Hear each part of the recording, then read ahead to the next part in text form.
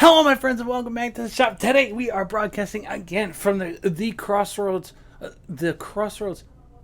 General Store. This place is super cool. Every single time I come up here, they have got just some amazing stuff inside of their use case. Today, I'm taking this opportunity because you guys are super educated.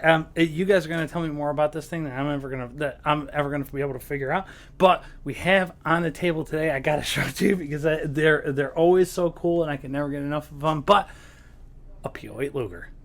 Some really cool features of this particular one. What I've been able to find out about it, it's got some. If you haven't seen one of these before, stick around for this video. You're going to like it a lot. Let's get it down on the bench and I'll show you what I'm talking about. Okay, so here we are down on the bench with our Luger, P08 Luger. I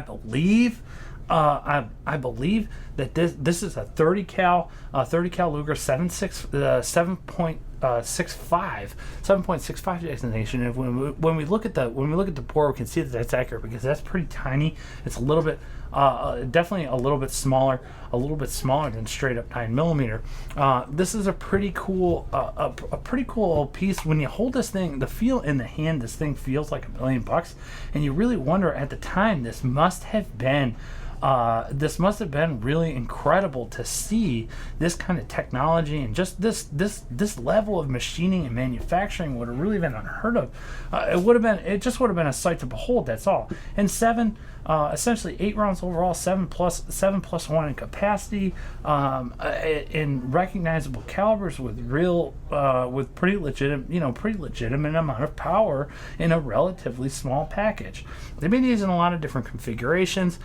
There's whole books that are just dedicated to the topic of trying to discern what Luger you have in front of you. You guys are going to be able to help me with this because I don't.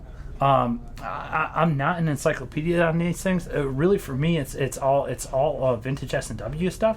But we've got some flat ears here. We don't have a multi-position rear sight. There is a stamp up here, and let me see if I can. We're gonna really bring the zoom down. There is a stamp up here. Maybe you guys can see that. Bring this down even further, but there is a stamp right here, and to me, it looks like it's a Navy. It looks like it's a Navy designation, but I honestly really. Anyway, so this is the stamp designation that we're looking at, and I'm trying to just catch it underneath the right light here so that you guys can make it out. But at any rate, it's a pretty interesting setup from a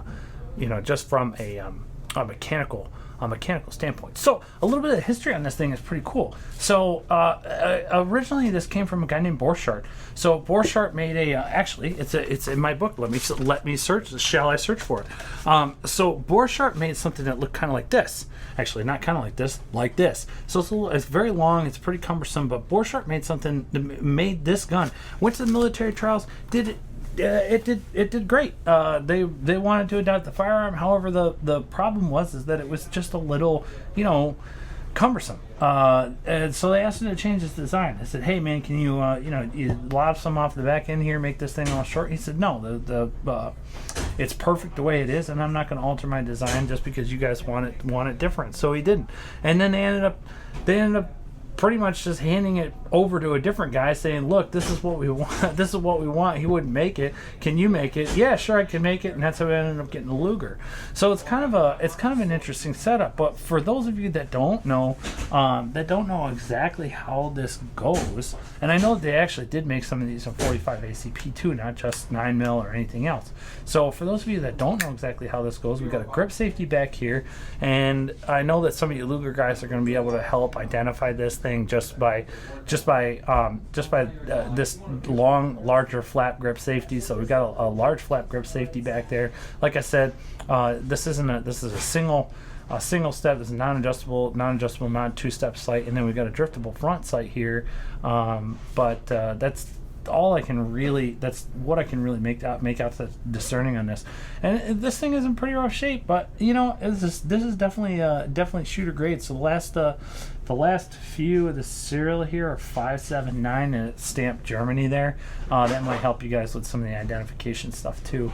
But if you haven't seen a Luger before, these things are super cool, and I'm about to show you why. So with the grip safety variant, we're here on safe. It's meant to be carried with one in the chamber, safety on.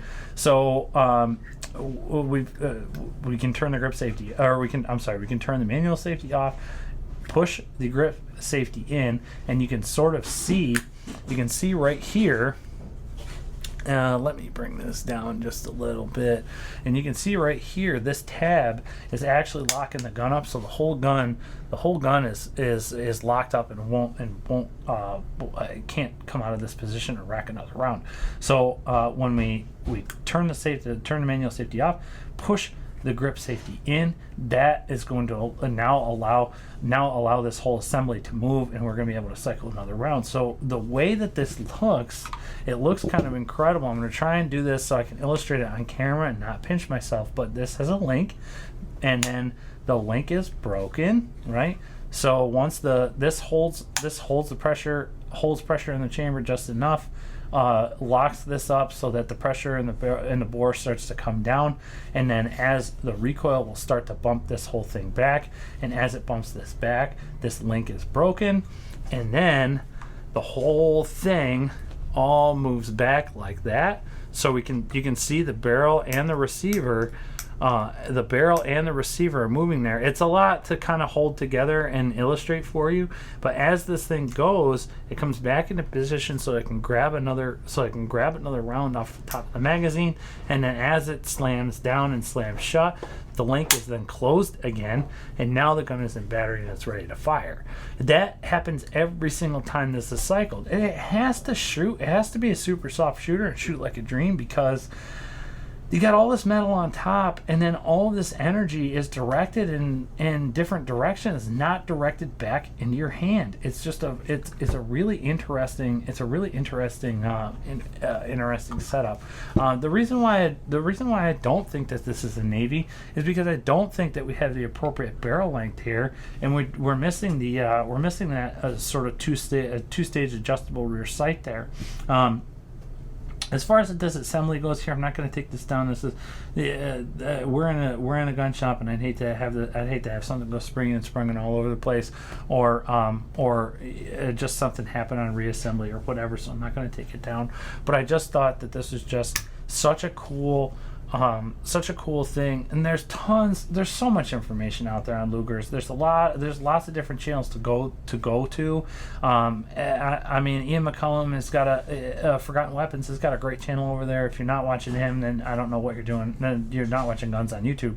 But he's got a really cool channel, and he's got a lot of cool information over there, and I'm sure that the Luger guys are going to have this thing identified in all of about 2 seconds. But I just thought that this thing was just so cool to bring to the channel, and given the opportunity to hang out and mess around, with a piece of history like this it's just a really cool opportunity. It's a real cool get, and I like checking it out.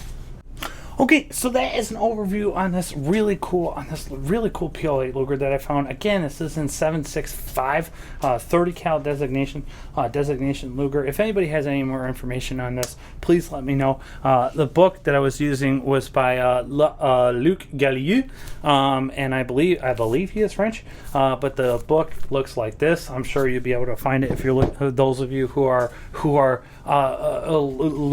Luger enthusiast. I'm sure already has all this information, but anybody looking for more information can find it there. It seemed like a pretty comprehensive manual, at least a good way to identify some stuff. But I thought that this thing was super cool. If you think that this Luger is super cool and you really dug having this thing on the channel, drop a like and subscribe on this video. If you've been up to the Crossroads before, definitely subscribe to this video. This place is super cool, and so is this old Gat. Guys, it has been an absolute pleasure. If you liked the video, and I will catch you in the next one.